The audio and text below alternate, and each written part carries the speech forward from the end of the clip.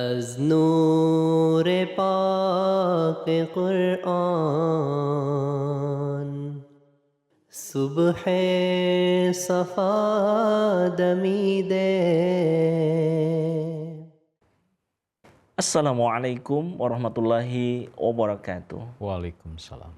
Pemirsa MTA yang dirahmati Allah, pernahkah pemirsa membayangkan bagaimana hadrat Rasulullah Muhammad al-Mustafa sallallahu alaihi wasallam mengajarkan kepada kita untuk meraih kecintaan Allah Subhanahu wa taala di tengah-tengah kecintaan semu terhadap dunia? Untuk itulah kami hadir di hadapan pemirsa sekalian untuk menemukan jawabannya dalam program Lafaz Al-Masih.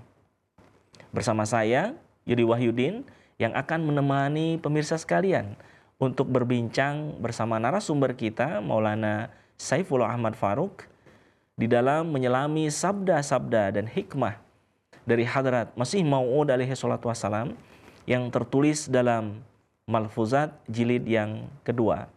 Yang pada kesempatan ini kita akan berbincang satu tema, yaitu mengapa para nabi pun memiliki kebutuhan-kebutuhan. Baik, terlebih dahulu kita akan sapa narasumber kita. Assalamualaikum Maulana. Waalaikumsalam warahmatullahi wabarakatuh. Apa kabar hari ini? Alhamdulillah baik. Alhamdulillah, siap kita berdiskusi kembali Ya, insyaallah. dengan sabda dan hikmah dari Hadrat Masih Maud. Insyaallah. Insyaallah. Baik, seperti apa yang disampaikan di awal tadi Maulana, apa yang akan kita bicarakan, apa yang akan kita bincangkan pada kesempatan episode ini adalah berkenaan tentang kebutuhan-kebutuhan yang juga terdapat pada diri para nabi. Ya, dalam satu pertanyaan, mengapa para nabi pun memiliki kebutuhan-kebutuhan? Dan memang kita harus menyadari hal demikian barangkali ya. Nah, untuk lebih jelasnya, barangkali Maulana bisa menyampaikan terlebih dahulu seperti apa dan bagaimana Hadrat Masih Maud alaihi salatu wassalam menyampaikan sabdanya berkenaan tentang tema ini. Ya. Silakan. Assalamualaikum warahmatullahi wabarakatuh.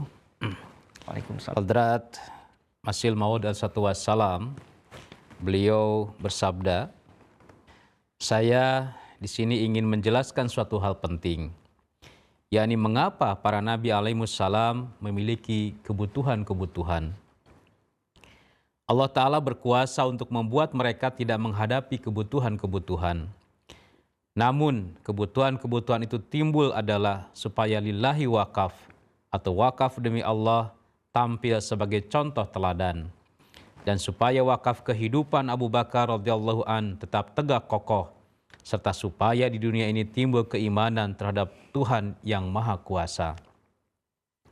Dan orang-orang yang melakukan lillahi wakaf seperti itu menjadi ayatullah atau tanda Allah bagi dunia, serta supaya dunia mengetahui tentang kecintaan dan kelezatan yang terselubung yang di hadapannya harta kekayaan yang dicintai dan disukai itu pun dengan mudah dan dengan senang hati dapat dikorbankan. Dan kemudian sesudah mengeluarkan harta kekayaan tersebut supaya manusia memperoleh kekuatan serta keberanian untuk menyempurnakan lillahil wakaf, sehingga manusia tidak takut untuk menyerahkan nyawanya di hadapan Allah Subhanahu wa taala.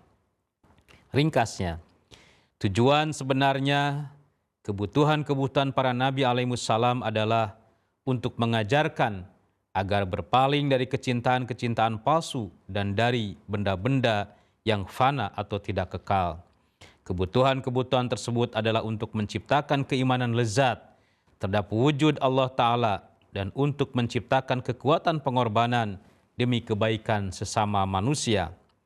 Sebab jika tidak untuk tujuan itu, golongan suci ini pada hakikatnya berjalan di bawah penglihatan pemilik khazanah-khazanah seluruh langit dan bumi. Oleh karena itu, bagaimana pula mereka itu membutuhkan sesuatu apapun.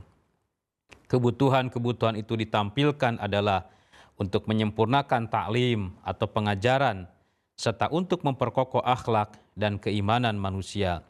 Malfuzat jilid kedua halaman 96 sampai 97. Nah, ini sabda Hadrat Imam Mahdi alaihi wassalam Dan poin yang bisa kita ambil ya, yang tentu ini sangat penting bagi kita sekalian, di akhir tadi beliau menyampaikan kebutuhan-kebutuhan para nabi ini ditampilkan untuk menyempurnakan ta'lim atau pengajaran serta untuk memperkokoh akhlak dan keimanan manusia. Jadi menampilkan kebutuhan ini sebagai bentuk pengajaran, bentuk ta'lim, bentuk tarbiyah, tujuannya memperkokoh akhlak dan memperkokoh keimanan. Nah, kenapa ini menjadi penting ya untuk kita bahas juga? Karena kita tahu bahwa manusia ini adalah sangat lebih mudah meniru apa yang dilihat, lebih mudah mencontoh apa yang nyata, apa yang nampak, begitu. Dan kalau himbauan dan sebagainya, itu pun mungkin memberikan pengaruh. Tapi contoh, praktek langsung dari apa yang diperintahkan, dari apa yang dihimbaukan itu akan lebih berdampak kepada orang yang melihatnya. Nah, oleh karena itu kita melihat di dalam surah Al-Kahfi misalkan ayat 110, Allah Subhanahu wa taala juga berfirman, ini yang kaitannya dengan tadi. A'udzubillahi minasyaitonirrajim. Qul innama ana basyarum mitslukum yuha ilayya annama ilahukum ilahu wahid faman kana yarju liqa'a rabbih falyamal amalan shalihan wa la yusyrik bi'ibadati rabbih ahada. Allah taala menyatakan, katakan oleh engkau wahai Muhammad, innama ana basyarum mislukum. Sesungguhnya aku ini hanya seorang manusia seperti kamu, di mana diwahyukan kepadaku bahwa Tuhan kamu adalah Tuhan yang Maha Esa. Siapa yang mengharapkan pertemuan dengan Tuhannya, hendaklah melakukan amal soleh dan tidak menjadikan apa dan siapapun sebagai sekutu dalam beribadah kepada Tuhannya. Nah, ini ada kata kunci, ana basyarum mislukum. Aku ini seorang basyar. Basyar ya dalam terjemahnya adalah manusia jasmani. Manusia ya, biasa manusia gitu ya. Biasa, seperti kalian sama. Ya. Jadi kalau nabi ini yang diutus oleh Allah untuk manusia, tentu harus memiliki jenis yang sama. Jadi sesama manusia ini kan gampang, kebutuhannya pun sama, keperluannya pun sama, ya. Pun problem dan masalahnya juga tidak akan jauh berbeda sebagai sesama manusia. Yang membedakan apa? Yang membedakan adalah seorang nabi walaupun manusia biasa, yang sama minumnya, sama makannya, sama tidurnya, sama pergi ke pasarnya, tapi yuha, mereka mendapatkan wahyu dari Allah Subhanahu wa taala. Sehingga kalau nabinya itu misalkan yang diutus para malaikat, ya kita akan sulit untuk mencontoh. Karena mungkin malaikat tidak punya kebutuhan-kebutuhan, tidak punya keperluan seperti manusia kita yang pada umumnya ini, ya. Sehingga Allah Ta'ala mengutus seorang Muhammad Shallallahu Alaihi Wasallam dari kalangan mereka sendiri, ya, karena awal mula Islam itu juga awalnya dari Jaziratul Arab, ya, dari Mekah, ya.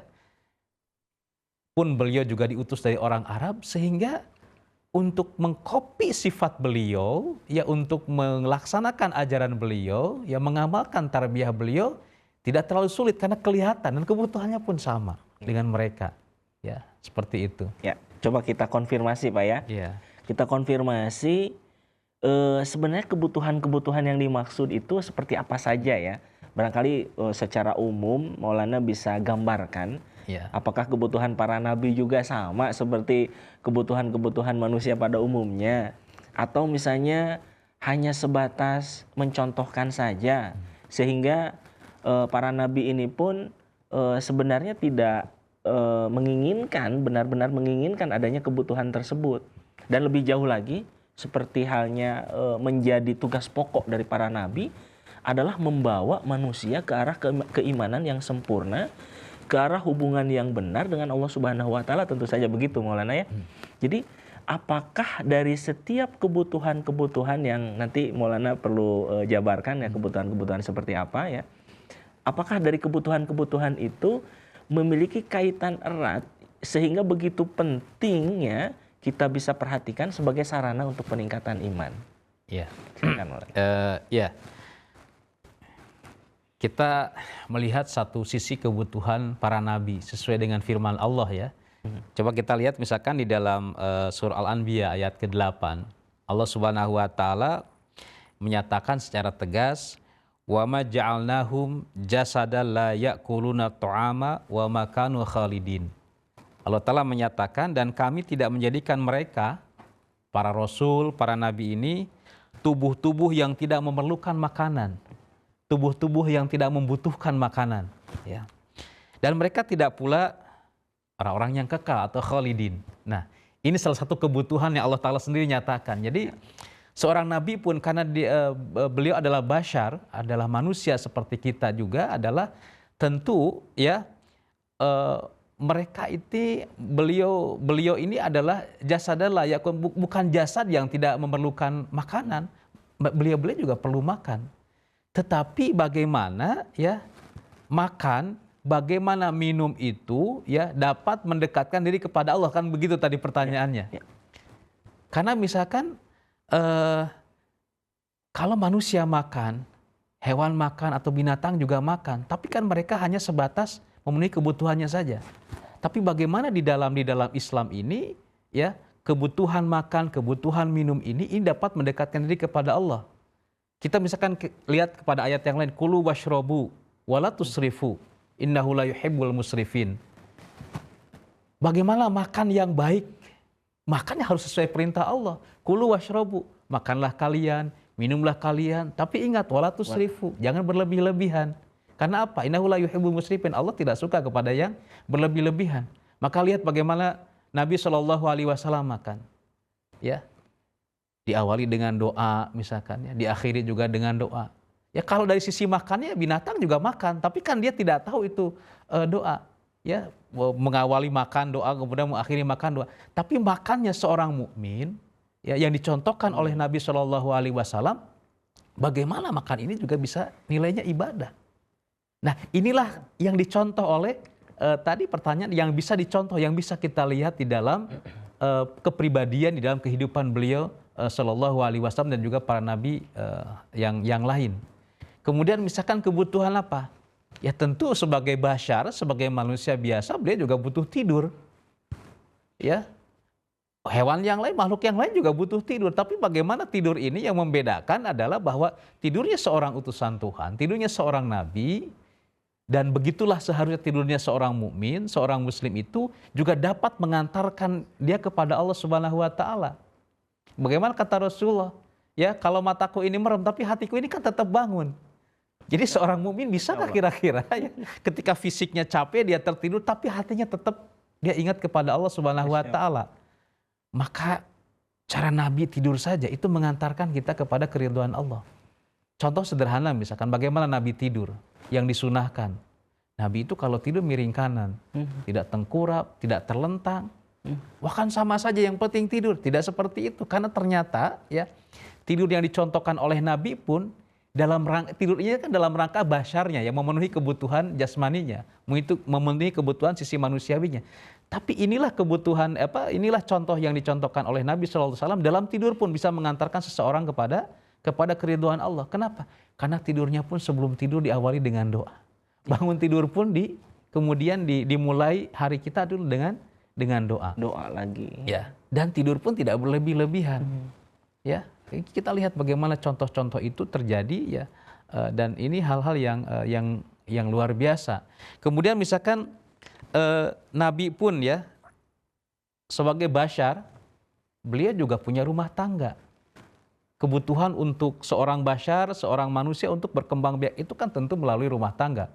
Nah, rumah tangga yang baik ya, rumah tangga yang dibangun, diasasi dengan ketakwaan, ini yang dicontoh oleh para sahabat radhiyallahu ta'ala, dan itu juga yang harus kita teladani dari rumah tangga beliau seperti apa. Nah, tentu ya dari pernikahan beliau dengan isi-isi beliau ya, dan itu Ummul Mukminin ya, Siti Khadijah dan lain sebagainya. Bagaimana Nabi ya diceritakan oleh istri-istrinya dalam kehidupan rumah tangga pun, walaupun beliau seorang nabi yang khatamun nabiyin, khatamur rusul, imamul mujtahidin ya dan sebagainya gelar-gelar beliau. Tapi ketika rumah tangga beliau di rumah, beliau biasa juga membantu pekerjaan rumah tangga. Beliau juga biasa membantu pekerjaan istrinya. Beliau juga biasa membantu masak. Bahkan ketika kasut beliau sobek pun beliau biasa menjahitnya sendiri dan sebagainya. Nah, ini tentu kebutuhan-kebutuhan para nabi, kebutuhan para rasul ini yang kalau ini diamalkan, ini dilaksanakan oleh kita sebagai umatnya, sebagai pengikutnya, ini akan mengantarkan kita kepada keridhaan Allah Subhanahu wa taala. Makanya tadi dikatakan oleh Huzur alaihissalam, kata kuncinya adalah bahwa kebutuhan nabi ini dinampakkan kepada kita dalam rangka apa? Untuk memperkokoh keimanan, ya, dan meningkatkan akhlak kita. Jadi kalau hanya sekadar tidur, kalau hanya sekadar berkembang biak, hewan pun bisa berkembang biak. Tetapi bagaimana proses regenerasi ini yang sesuai dengan tuntunan Allah, maka dilihatlah bagaimana rumah tangganya Rasulullah Shallallahu Alaihi Wasallam. Ya, kemudian diamalkan oleh para sahabat. Kalau kita amalkan juga, insya Allah kita juga ya akan mendapatkan berkah, mendapatkan manfaat dari apa yang dicontohkan oleh Nabi Shallallahu Alaihi Wasallam. Ya, menarik sekali. Bahkan ini menjadi konfirmasi untuk kita bahwa para nabi pun mobil khusus tadi dicontohkan junjungan kita baginda Rasulullah Muhammad SAW sama seperti kita, kebutuhannya secara alami, secara manusiawi. Akan tetapi yang menarik di sini yang harus digarisbawahi adalah tata caranya. Ada tata cara yang memang dengan tata cara tertentu akan menyampaikan kepada keridhaan Allah Subhanahu wa taala. Begitu barangkali Maulana ya. Nah, tapi di sisi lain Maulana, ada segolongan manusia yang sepertinya ia menginginkan jalan pintas gitu. Ya. Daripada ia terjerat dengan kebutuhan-kebutuhan duniawi, kebutuhan-kebutuhan yang sifatnya semu itu, ya. Ia bahkan sama sekali memutuskan kebutuhan-kebutuhan itu dia tidak lakukan. Ya, seperti ada yang tidak menikah, ya, tidak memakan makanan tertentu, ya, sama sekali gitu kan, anti. Untuk apa? Tujuannya itu sebenarnya, tujuannya menginginkan hakikinya hubungan dengan Tuhan yang Maha Kuasa. Apakah itu benar atau bagaimana menurut pandangan Maulana? Iya, tentu setiap orang itu punya cara ya, bagaimana dia ingin taqarrub ilallahnya, dengan cara apa. Tapi dari sekian banyak cara ini, yang paling baik adalah cara yang dilakukan oleh yang mulia Rasulullah Shallallahu Alaihi Wasallam. Karena tadi beliau adalah contoh yang hidup, contoh yang dapat kita tiru, karena beliau juga sama dengan kita. Ya. Nah, tentu saja kalau ada orang-orang yang tidak mau beresiko ya untuk berumah tangga, misalkan nanti takut terganggu ibadahnya kepada Allah, Rasulullah bahkan dalam satu keterangan ya, kalau kita baca dalam satu hadis itu, beliau pernah melarang seorang sahabat ya untuk selibat, membujang. Bahkan beliau mengatakan, misalkan beliau bersabda ya, bahwa menikah itu setengah daripada agama. Ya, kemudian ada seorang sahabat yang diadukan oleh sahabat yang lain, ya Rasulullah, si fulan ini itu kalau siang puasa terus ya, dan malamnya itu jarang tidur, tahajud terus gitu ya, ibadah terus. Kata Nabi, berikanlah juga hak tubuhmu. Ya, makan, ya, kemudian tidur juga itu adalah hak tubuh. Artinya bahwa contoh terbaik bagi kita adalah tentu yang mulia Rasulullah Shallallahu Alaihi Wasallam. Ya, orang yang menghindari seperti itu, ya tentu saja ya mungkin nilai-nilai nilai-nilai pahalanya ya tidak sama ya dengan nilai pahala yang didapatkan oleh orang-orang yang ketika misalkan dia berhadapan dengan duniawi, kita juga masih hidup di dunia kok. Kita masih butuh dengan duniawi. Tapi bagaimana ya sabda Hadrat Masih Maud, duniawi itu tidak dijadikan sebagai tujuan, hanya sebagai sarana. Bagaimana dalam kita beribadah kepada Allah Subhanahu wa taala, kita bisa istiqomah, kita bisa khusyuk ya, walaupun di sekitar kita ada anak, ada istri dan sebagainya. Ya, ini kan yang dicontohkan oleh Nabi. Bagaimana Nabi bisa mengatur itu? Tapi kalau kita ibadahnya katakanlah khusyuk, tapi kan tidak ada yang ganggu, tentu nilainya berbeda. Ya, maka kata Nabi, menikah itu sebagian setengah daripada nisfuddin ya, setengah daripada agama. Kenapa? Karena tadi di tengah kesibukan, ya, di tengah kehidupan yang luar biasa, di tengah tuntutan sebagai seorang manusia ya untuk memenuhi kebutuhan-kebutuhan hidupnya, tapi dia tidak terlupakan, dia tidak terlalaikan perhatiannya kepada Allah Subhanahu wa taala. Ini saya kira mungkin yang harus menjadi bahan renungan bagi kita semua.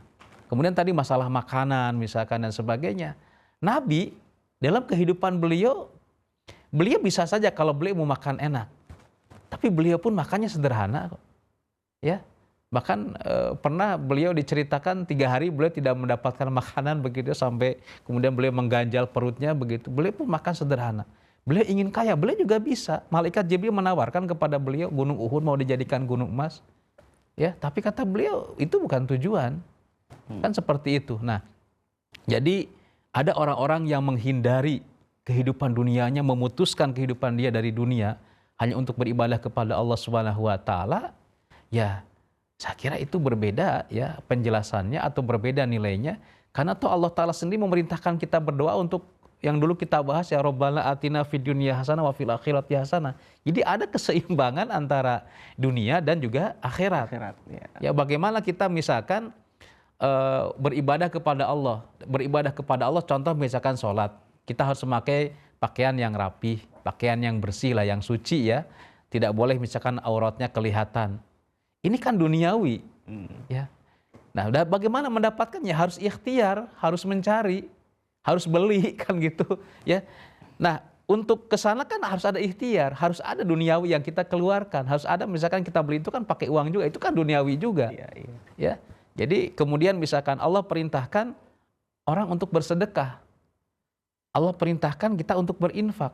Allah perintahkan kita untuk berzakat. Bagaimana kita bisa berzakat?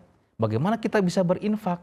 Bagaimana kita bisa bersedekah kalau kita tidak ada yang bisa disedekahkan? Tentu orang yang bisa bersedekah, orang yang bisa berinfak, orang yang bisa bayar zakat adalah orang yang memiliki kelebihan harta. Kalau dia sudah meninggalkan sama sekali, memutus kehidupannya dari kehidupan itu, artinya ada sebagian contoh dari yang mulia Rasulullah Shallallahu Alaihi Wasallam yang dia tidak bisa laksanakan. Dan tentu ini nilainya akan berbeda. Ya, saya kira seperti itu. Ya, Masya Allah, luar biasa sekali bagaimana justru dengan contoh dari baginda Rasulullah Shallallahu Alaihi Wasallam ini, perbedaan nilai yang seseorang bisa lakukan dari kebutuhan-kebutuhan itu akan senantiasa dapat meraih peningkatannya barangkali ya Maulana. Nah, dari hal ini juga terakhir barangkali yang ingin kita diskusikan ya pada kesempatan ini adalah berkenaan tentang kebutuhan yang ternyata pada akhirnya akan menjadi sarana untuk dikorbankan. Dikorbankan dalam meraih kedekatan dengan Allah Subhanahu wa taala tentu saja. Berbagai macam pengorbanan ya, apakah waktu, harta dan seterusnya. Dan sehingga daripadanya akan menjadi satu tanda bagi seseorang bahwa inilah hamba-hamba Allah Subhanahu wa taala. Inilah tanda-tanda Allah Subhanahu wa taala itu sendiri yang mewujud dalam diri seseorang. Bagaimana Maulana mengomentari hal ini? Singkat saja barangkali Maulana. Iya. Tentu saja ya kita lihat contoh para sahabat radhiyallahu taala anhum. Salah seorang sahabat misalkan Hadrat Abdurrahman bin Auf yang terkenal dengan kekayaannya. Apa sih yang tidak beliau miliki? Anak, harta yang berlimpah. Tapi setiap apapun yang beliau miliki selalu beliau korbankan di jalan Allah Subhanahu wa taala. Sehingga di dalam riwayat diceritakan ketika beliau akan wafat pun ya itu masih ada sebongkah emas yang belum terbagikan, dan ini membuat beliau gelisah sekali. Bagaimana beliau akan mempertanggungjawabkan ini harta yang masih tertinggal belum terbagikan ini di depan Allah Subhanahu wa taala. Jadi betul-betul kebutuhan yang kemudian sudah mereka penuhi ini ya tadi bahwa ini adalah sarana bukan tujuan. Sehingga ketika dia mendapatkan keturunan, dia mencontoh Nabiullah Ibrahim alaihissalam. Nabi Ibrahim itu ingin punya keturunan. Begitu sudah mendapatkan keturunan, maka Nabi Ismail itu diwakafkan di jalan Allah Subhanahu wa taala. Kemudian para sahabat tadi ya yang ikhtiar tadi, mereka mendapatkan duniawi yang begitu banyak, mereka pun korbankan di jalan Allah Subhanahu wa taala. Semua demi kecintaan Allah Subhanahu wa taala. Mereka yang kalau di dalam jemaat ini misalkan wakaf zindegi ya, wakaf kehidupan, kita bisa saja misalkan seorang wakaf zindegi itu untuk hidup seperti yang lain ya, tetapi mereka mengorbankan kehidupan mereka itu demi apa? Tujuan utamanya demi kecintaan kepada Allah Subhanahu wa taala. Ya. Kemudian para sahabat yang diceritakan di dalam berbagai peperangan ya di zaman Rasulullah yang mereka juga korbankan nyawanya ya. Bahkan nyawa itu kan cuma punya satu. Itu rela dikorbankan untuk apa? Untuk kecintaan Allah Subhanahu wa taala, untuk keridhaan Allah Subhanahu wa taala. Seperti itu. Masya Allah, alhamdulillah di episode kali ini relung-relung kehalusan ya. Kehalusan dari berbagai macam potensi kebutuhan yang ternyata memang tadinya ada di sisi manusiawinya, tapi ternyata dari kehalusan itu justru akan menjadikannya sebagai sarana untuk meraih kecintaan dan keridhaan Allah Subhanahu wa taala. Tapi tentunya berdasarkan kepada cara-cara yang kita bisa tempuh mengikuti contoh sunnah dari baginda Rasulullah Muhammad sallallahu alaihi wasallam. Alhamdulillah, jazakumullah Maulana atas penyampaian dan pemaparannya yang sangat mendalam untuk kita. Insya Allah ta'ala kita akan bertemu kembali pada episode yang akan datang. Alhamdulillah pemirsa sekalian, saat ini kita sudah sampai di penghujung acara dan di dalam perbincangan ini sekali lagi kita bisa mendapatkan satu hikmah yang mendalam dari langkah-langkah keimanan yang dapat kita buktikan dengan kesalehan-kesalehan berdasarkan kepada cara dan langkah kita mengikuti suri teladan dari baginda Rasulullah Muhammad al-Mustafa sallallahu alaihi wasallam. Semoga dengan ini kita pun dapat meningkatkan keimanan dan kesalehan kita. Saya Yudi Wahyudin beserta seluruh kerabat kerja yang bertugas mohon undur diri. Insya Allah ta'ala kita akan bertemu kembali pada episode yang akan datang, yang tentu saja akan membawa kita kepada puncak-puncak keimanan dan juga ketinggian kesalehan, kedekatan dengan Allah Subhanahu wa taala. Wa akhiru da'wana alhamdulillahirabbil alamin. Wassalamualaikum warahmatullahi wabarakatuh. Waalaikumsalam warahmatullahi. از نور پاک قرآن صبح صفا دمیده